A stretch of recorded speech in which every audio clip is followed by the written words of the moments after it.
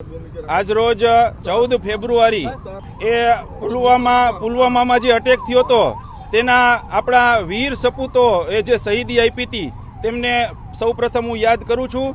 એમના ચરણ વંદન કરીને એમને સાચા હૃદયથી અમે સૌ શ્રદ્ધાંજલિ આપીએ છીએ.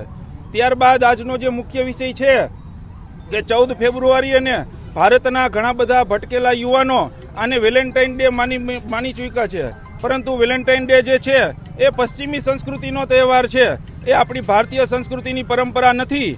તો ભારત દેશની સંસ્કૃતિ, પરંપરા અને વારસો ખૂબ જ વિશાળ અને ભવ્ય છે. આપણે પશ્ચિમી સંસ્કૃતિનું અનુકરણ કરવાની કોઈ જરૂર નથી. આપણી સદીઓથી ભારતીય સંસ્કૃતિ આખા વિશ્વનું નેતૃત્વ કરતી આવી છે અને આગળના દિવસોમાં પણ ભારતીય સંસ્કૃતિ અને પરંપરા આખા વિશ્વનું નેતૃત્વ કરે, વિશ્વના બીજા લોકો આપણી સંસ્કૃતિનું અનુકરણ કરે તેવા આપણે બધાએ ભેગા મળીને પ્રયાસો કરવા જોઈએ.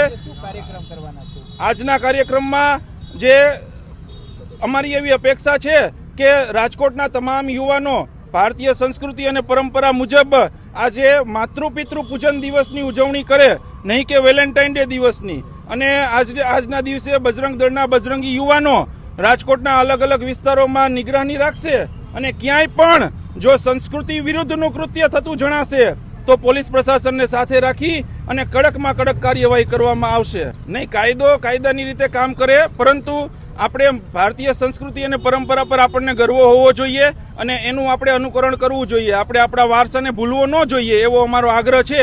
અને જે કંઈ પણ કાર્યવાહી થશે એ પોલીસ પ્રશાસનને સાથે રાખી અને કાયદા મુજબની જ કાર્યવાહી થશે. કાયદા વિરુદ્ધનું કોઈ કૃત્ય નહીં થાય, કોઈ કામ નહીં.